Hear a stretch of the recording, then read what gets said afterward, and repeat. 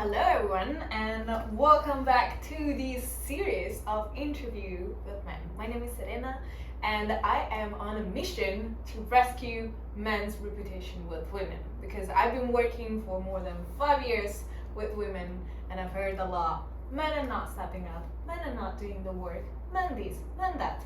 And I am surrounded by really amazing men in my life, and so I want to share their brains and their inner words with you all so that you can understand them a little bit. And today I have a very, very special guest. Kevin, would you like to say some words about yourself? Sure. I'm a breathwork teacher, I'm an author, and I work with people in a lot of ways to help them use their breathing and change their perspectives a little bit on how they look at things and help them get back into their body so that they can overcome things like addiction and depression and anxiety. And luckily along the way, I've met some really amazing people like you. So thanks for having me. Yeah, you're welcome. And today is a very special episode because me and Kevin used to date. So I think that we can share some pretty interesting insight on relationship dynamics and how male brain works, female brain works, and especially there is a specific topic that I want to touch with you because you are one of the most secure and confident men that I've ever met in my life. Thank you. And I've noticed during our dating and relationship how that actually impacted a lot of our dynamics and communication and just the way that I felt around you. And so that is one of the main topics that we're gonna talk about today. And for those who don't know, I also specialize in what are attachment styles, which has been my obsession in the last year. And there are 4 specific attachment styles. One of them is Kevin's, which is healthier than the other ones, which is the secure attachment style. That basically means that the way that you relate to people is normally from a place of really knowing that you deserve to be loved and there is absolutely nothing wrong with you. And then the other 3 that we have are anxious, which is normally more of that clingy energy, avoidant, which is normally the person that doesn't really connect or shares intimately, and then you have me, disorganized, which is a mix of anxious and avoidant. I have the best of both worlds. I feel like I've been working on myself enough to have come to a place where I feel a lot more secure in the way that I relate to partners and to people in general. But I think that one of the biggest breakthrough for me in that was to actually see how my nervous system reacted around you, and that your security and your way of not taking anything personal, or like you're not having that filter of something is wrong with me whenever I brought something up, was really what helped me see the differences between relating to somebody that has a secure attachment style and relating to somebody that has an insecure attachment style. So in that regard, my question would be, so that everybody can hear, do you feel like you've always been like very confident and secure with yourself and with women? 100% from day one. So easy. No, I went through every single attachment style, and I think when I was younger, especially like college, early 20s, mid 20s, I was terrified of women. My confidence was like at a 5 out of 100, and I wavered between anxious and avoidant all the time. And part of that was because I didn't like to have uncomfortable conversations.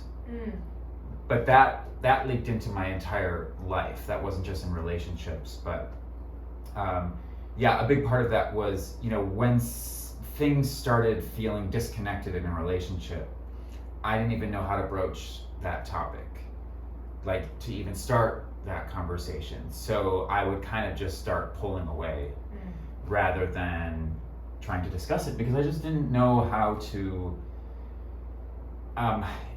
even like put my toe into that conversation without feeling like I'm gonna hurt this person. And so a lot of it was that like fear of I'm gonna hurt them, but more of it was like my own discomfort. Yeah. So it's for sure been a process and something that I constantly have to practice, especially the not taking things personally, which You is seems tough. like a natural artist. No, Good job.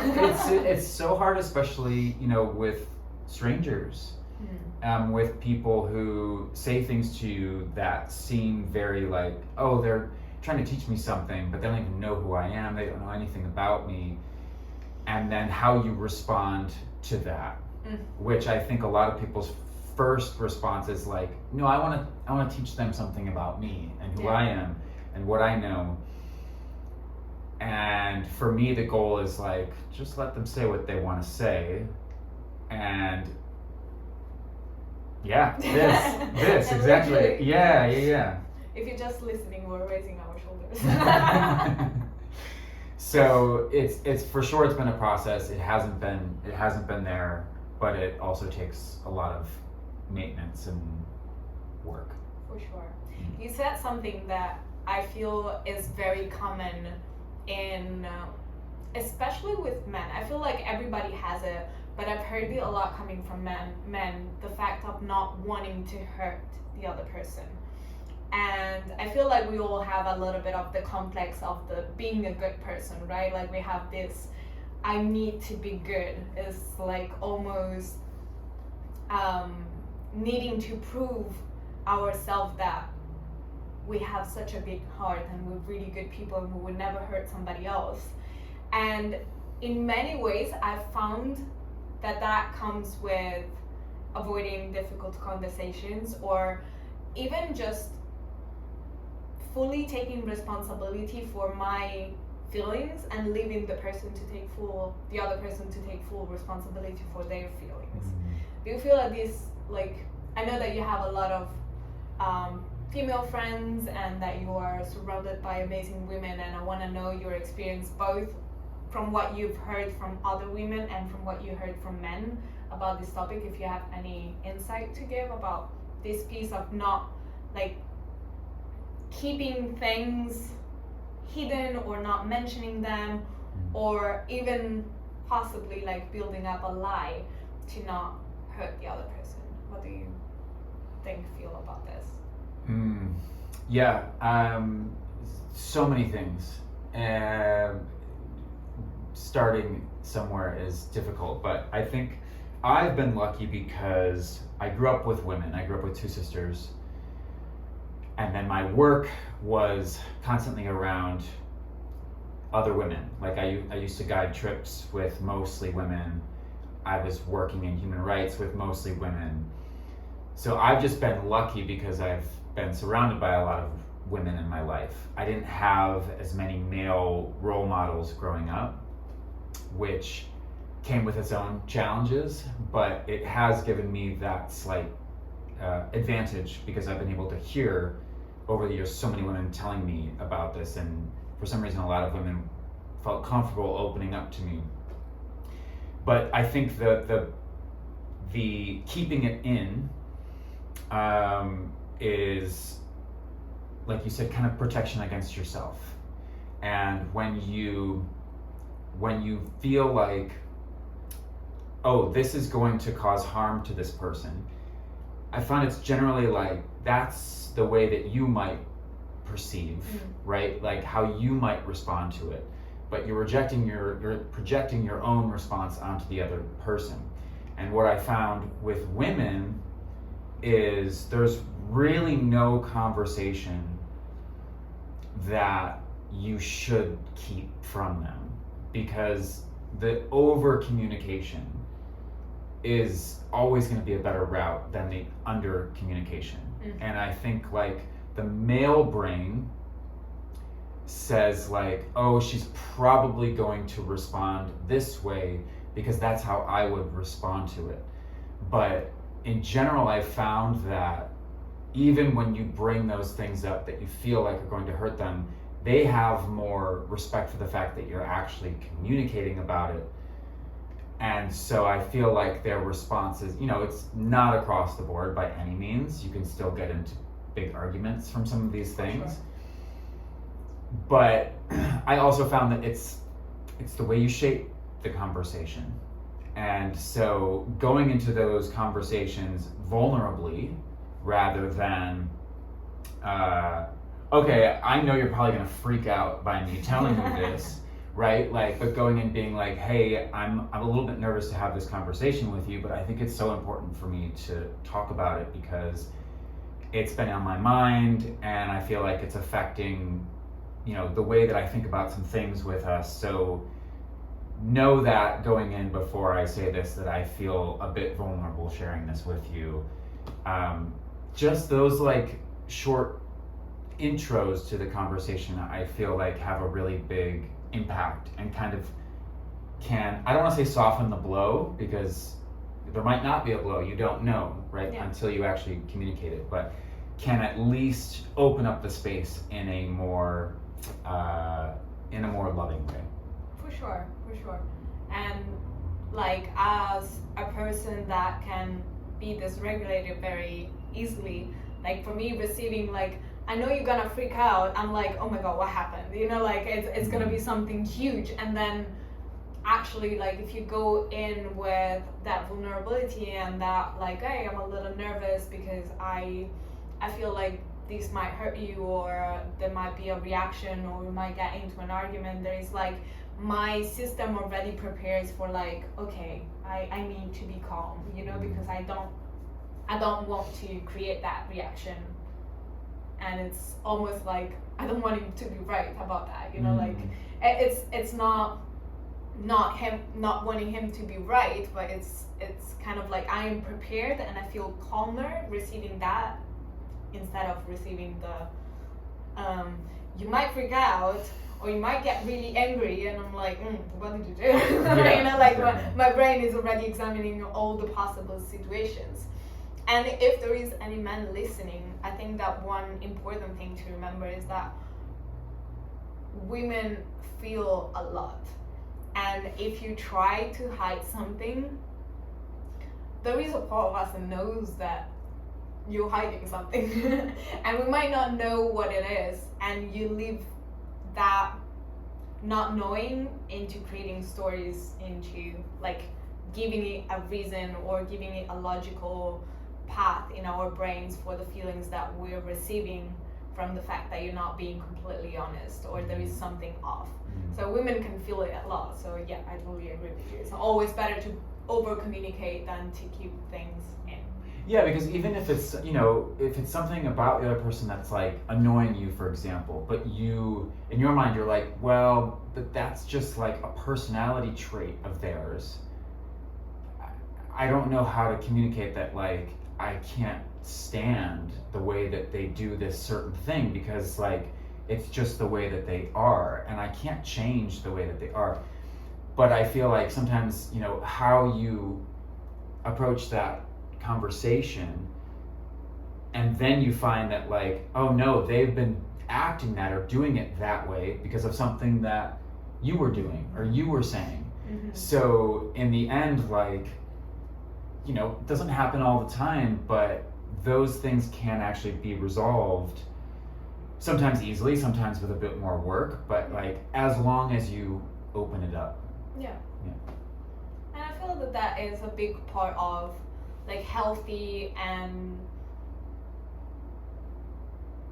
relationships, right? Like the feeling safe of bringing up anything. And I remember a couple of times with us where I was so nervous of bringing something up, and I would be like, oh my god, this is gonna create a huge argument and it's gonna explode, and I'm not the type of person to keep things in at all.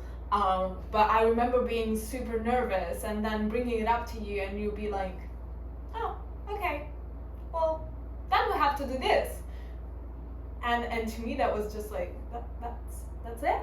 Like, you're not gonna get upset? Like, where is the reaction? Come on, like, react.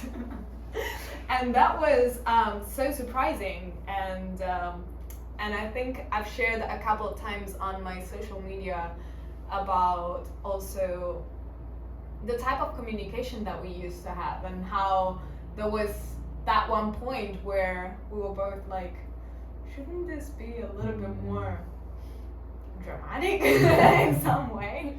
I think that the word that you used were like, I wish you were a little bit more Latina in that sense.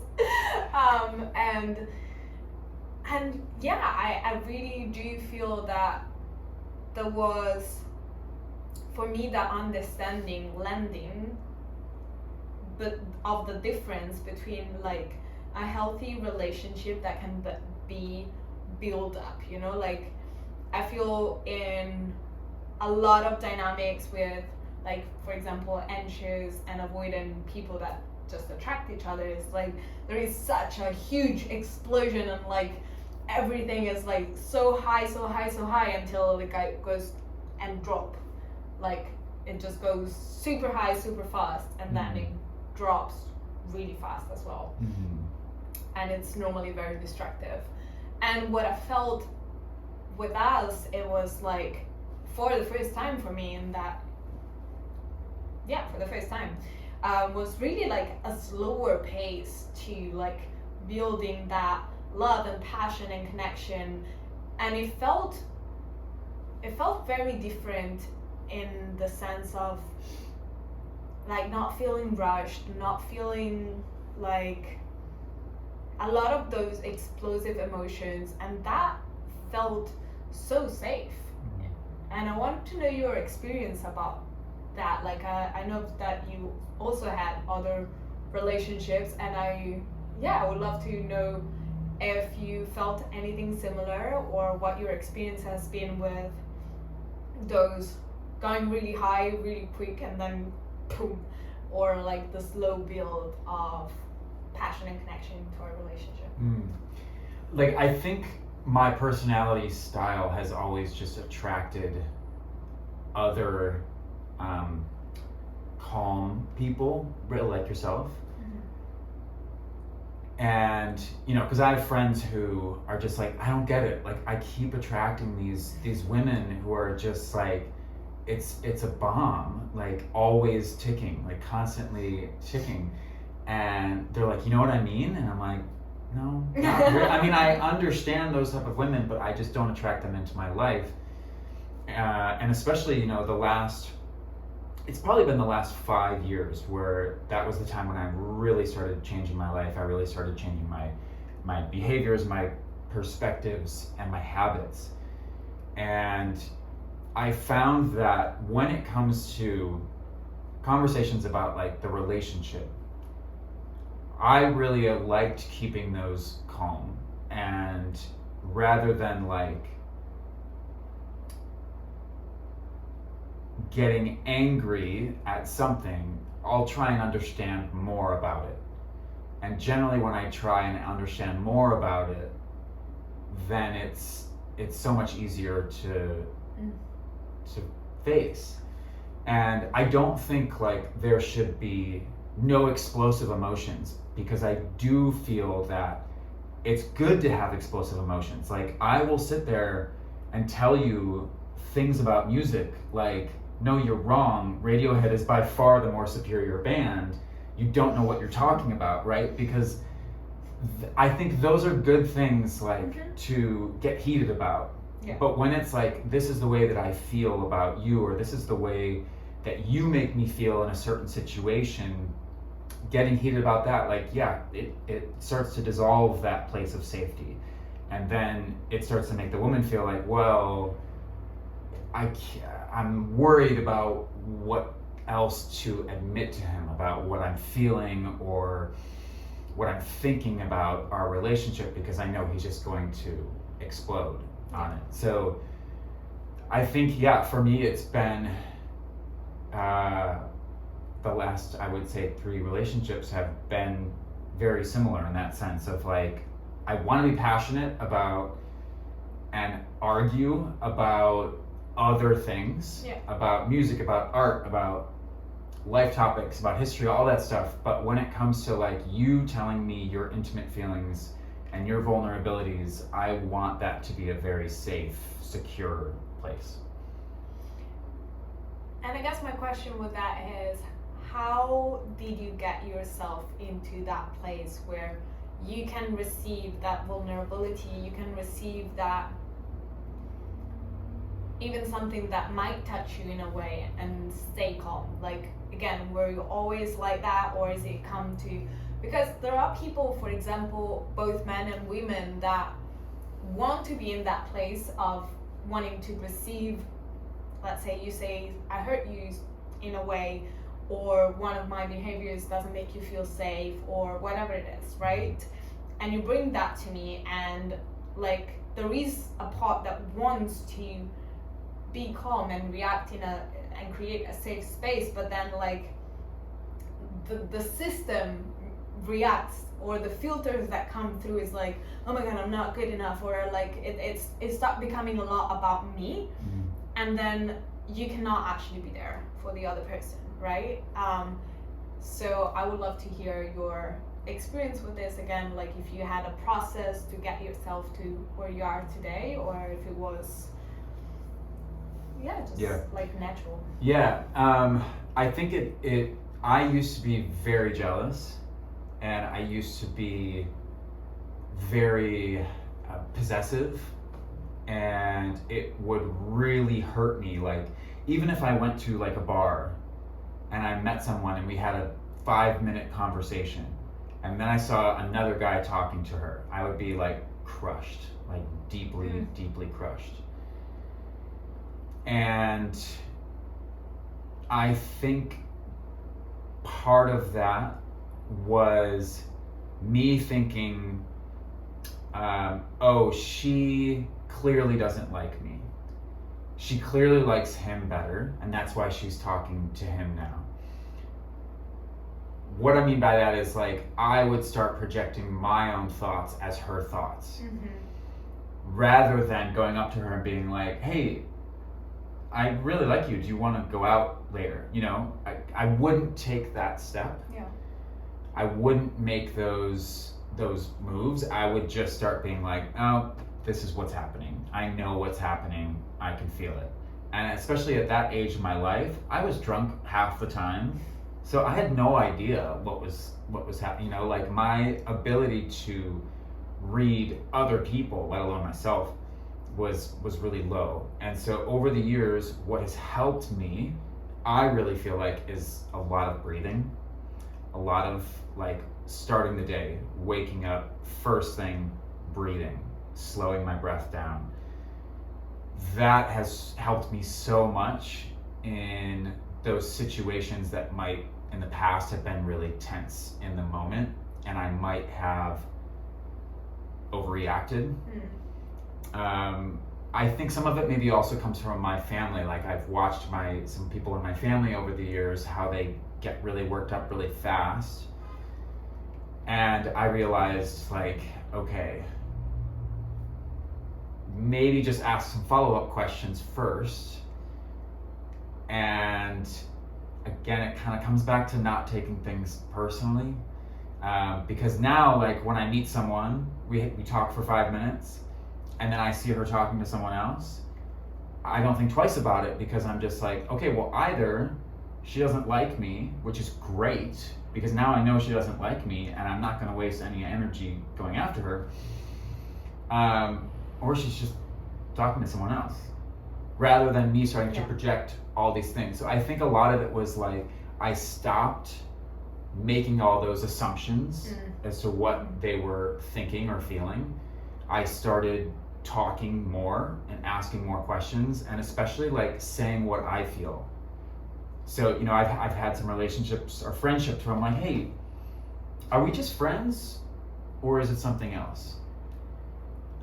Because maybe that like spark wasn't quite happening, but there was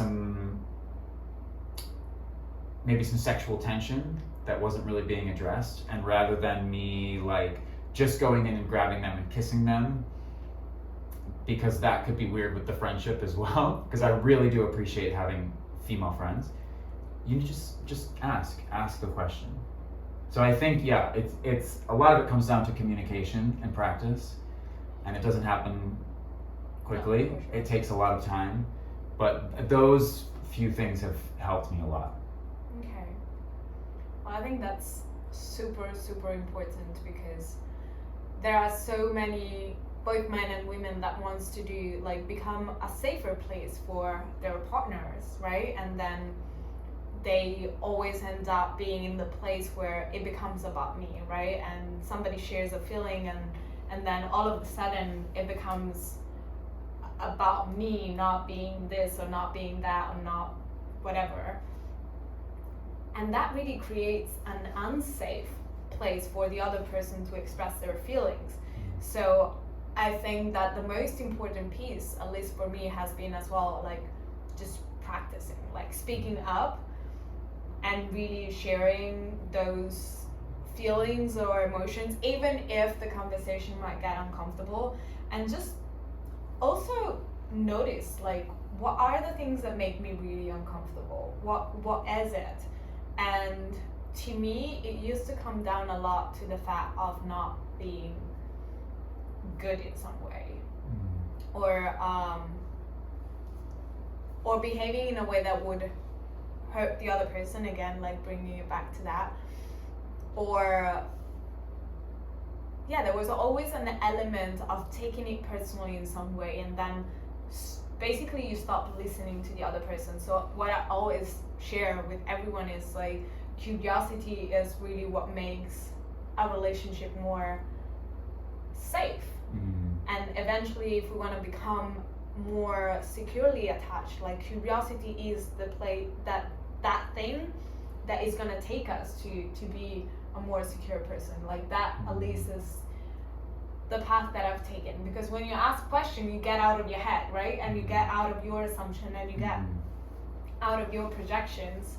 And so with curiosity, which is what you were saying about asking question, is how we slowly move forward. And then of course, like working on yourself, on being more grounded. And I think that this is great in terms of what you shared about breath work and just slowing your breath, because I think that specifically for men, it's so important to have their own routine and their own practice, and be very grounded into that. Do you agree? Yeah, and it's, you know, for me, it didn't seem like, I mean, I felt a lot of differences, but then eventually it was people like you who were like, you're one of the most secure people I've ever been with. And then I started to hear that from other people as well. And I started to hear it from my female friends as well. And but you brought up something really good, which is the being in your head, which I feel like as men is really important for us to support you as much to get out of your head, because you as women, I feel like you spend a lot of time up there. Yes, we do. We spend a lot of time sometimes just in the abyss, and so we're not used to that like constant flow. But for us, like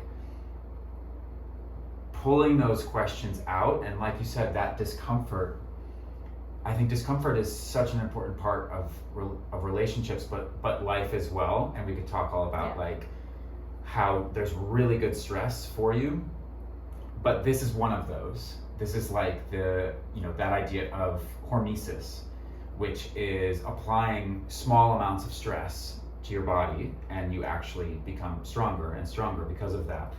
And I feel like this is one. So when a woman is or seems like she's in her head, I feel like the best thing for men to do is to just keep asking questions and to help them like pull those ideas out and pull those feelings out, so that they're not just stuck up there like wondering what you're feeling.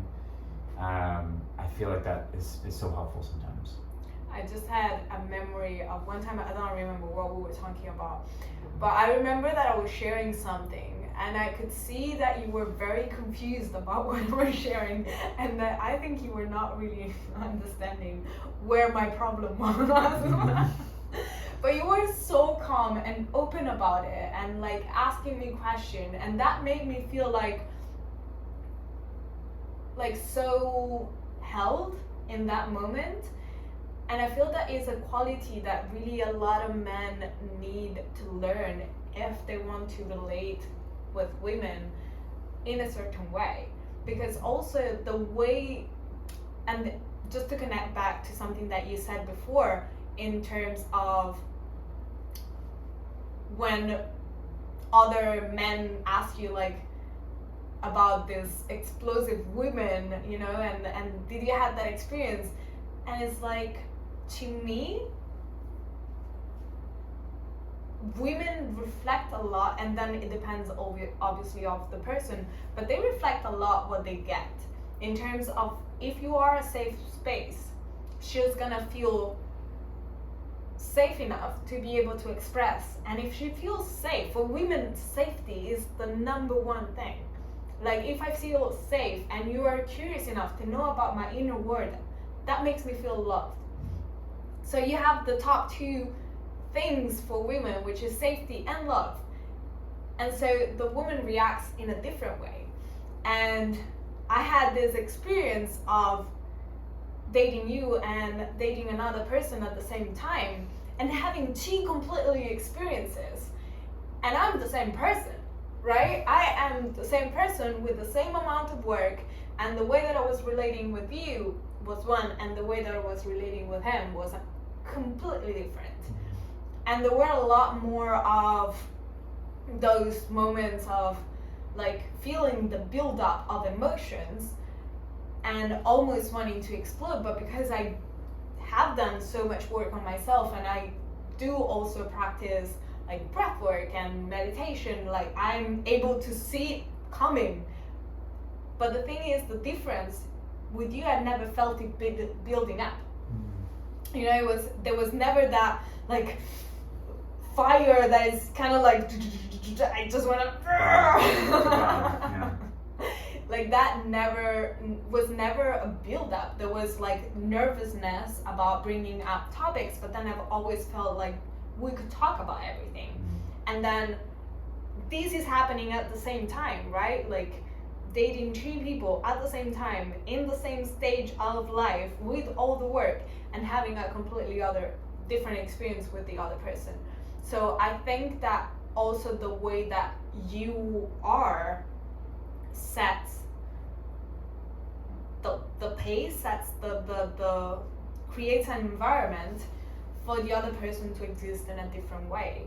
And this is why for a lot of insecurely attached people, it's so recommended to date a secure person, because it's not easy to work through your difficulties and through regulating your nervous system when you are with somebody that, like in the case of an anxious avoidant couple, it's like your needs activate their fears, and their fears activates your fears, and then it's just like it's the anxious avoidant loop.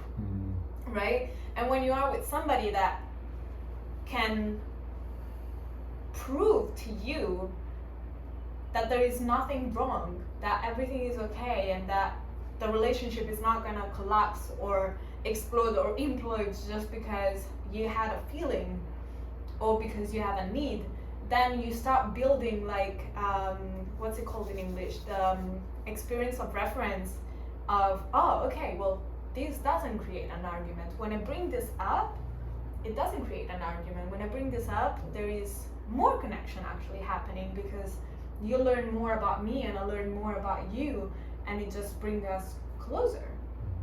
So I think that there is a beautiful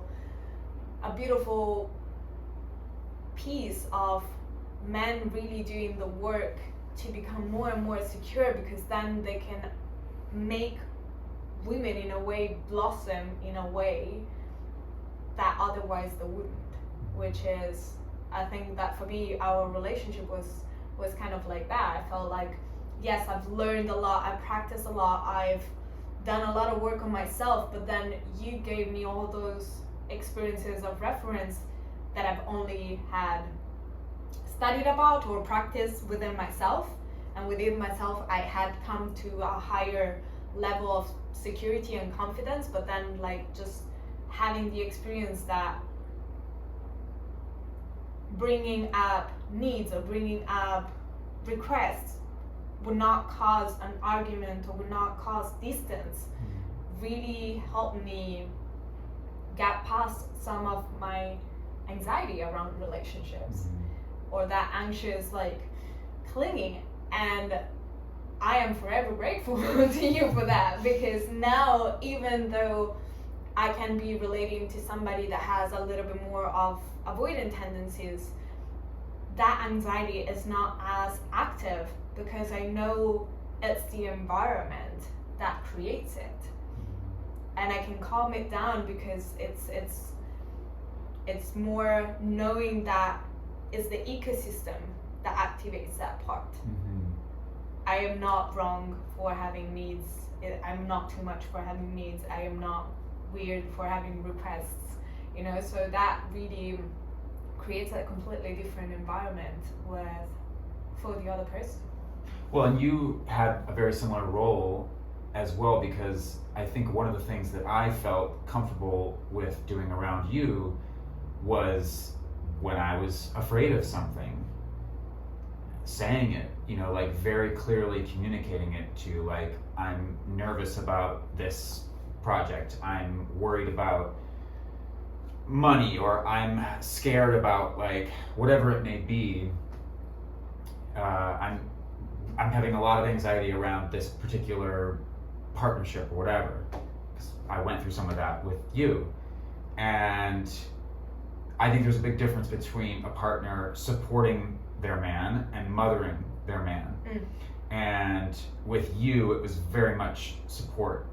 And I never felt like, I think a lot of guys sometimes feel shame or fear around admitting fear to their partner, because they think like, I always have to be this stable one in the relationship, and they forget that like their woman is there for support.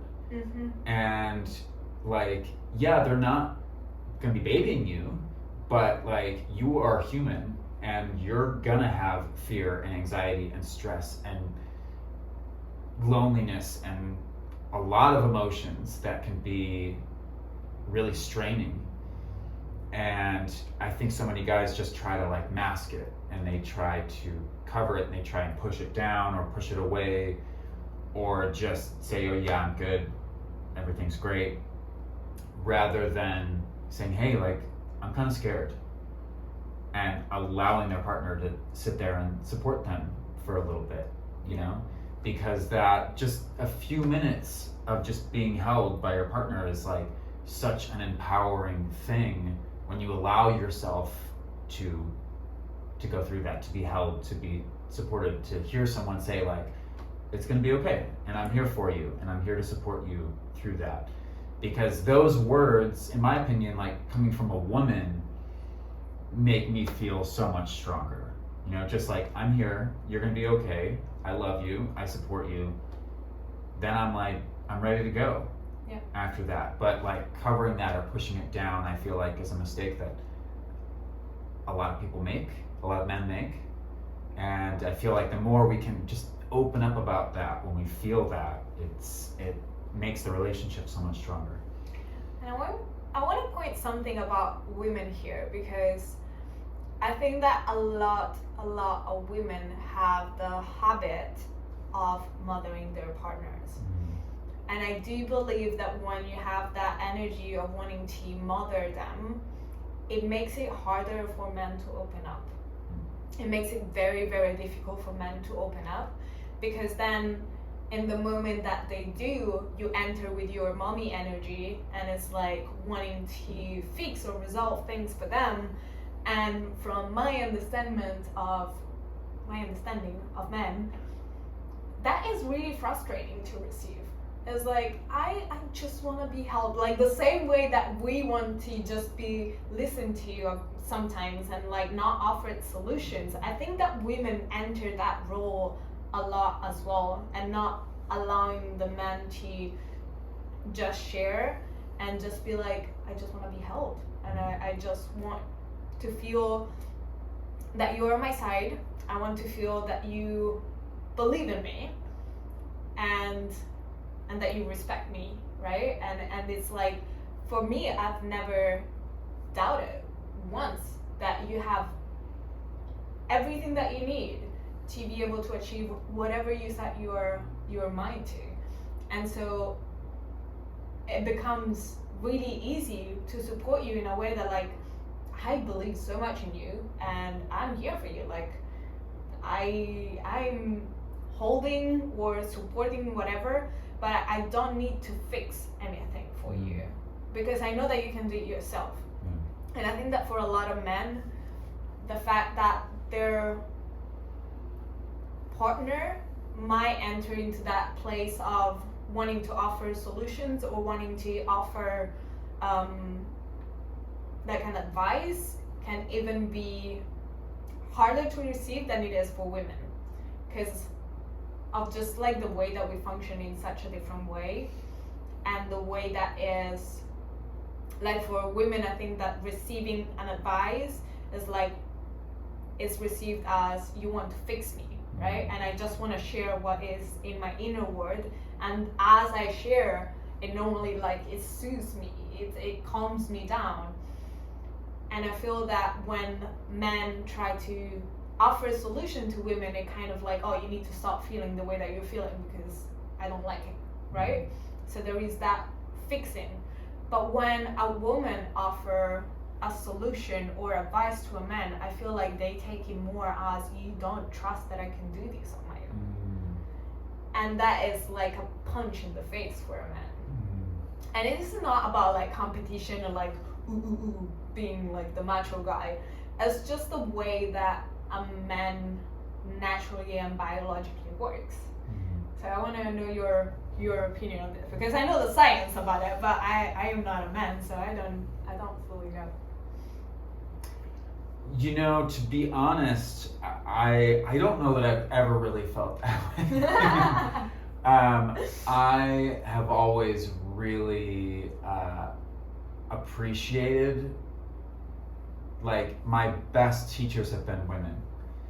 So, you know, I don't think that I've been one of those men, because I think your perspective is what makes us whole. And if we live from this like purely male standpoint, I think life is really difficult. And I think that's why it's so important to have the masculine and the feminine in both a man and a woman. So, you know, I can't speak too much on that, because I have always been so grateful for advice or feedback or lessons from women.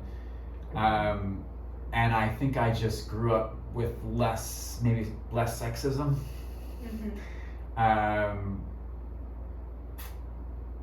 But, you know, there's a lot of guys that grow up without a lot of female influence, and who are raised by men that are teaching them from a very early age that, like, yeah, women are around for one reason.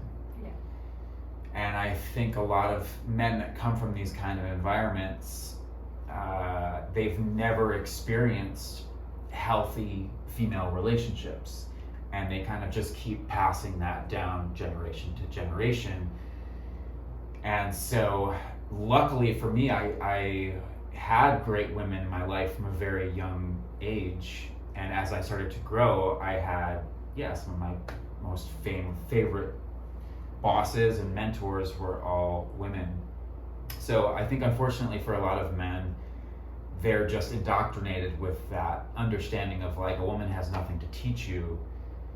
And I think it's just been poor mentorship by other men who just never experienced those positive female relationships. I love that. And I think it's something that I've also experienced with you, like the way that you receive feedback and that you receive, like whether that's positive or negative, like you receive it in such an open way, and there's always like space for growth and always like space to hear somebody else's opinion. And I think that that's also a very admirable quality that you have, and that many people actually don't know how to take feedback. And that can be very, very challenging to receive feedback, because again, like maybe you were raised in an environment where feedback was like you did something wrong, you know, like there's always like you're disliked, or we're gonna push away, or we're gonna pull away from you because you did something wrong. And so a lot of people have a very difficult relationship with feedback, which makes it sometimes harder to accept advice from other people, or to accept like guidance from other people. And just to start wrapping this up, I do believe that the men that are gonna become more and more centered and grounded and in their very much in that provider energy and really rising up are the ones that are guided in some way from women. And there is, I think that women were always meant to be the guidance or the teachers in a way. And I think that I think we were both meant to, right? Well, yeah. I think that in the sense that for me it's always same thing in the opposite, right? Like to me, I had mentors, male mentors that are like that I appreciate so much because of also another reflection that I got from them.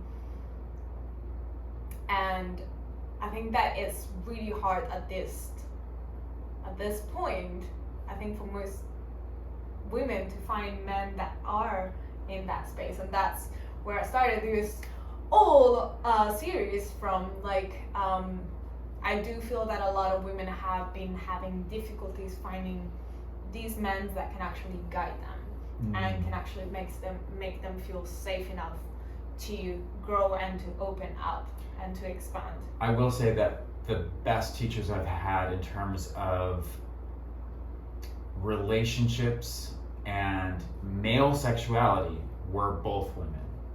So I hear you 100%. Like I do think it's so important to have male and female teachers in your life, but I do think for a long time, especially like, in grade school and high school, you have more female teachers, but once it started to get above that, for a long time, it was so many men.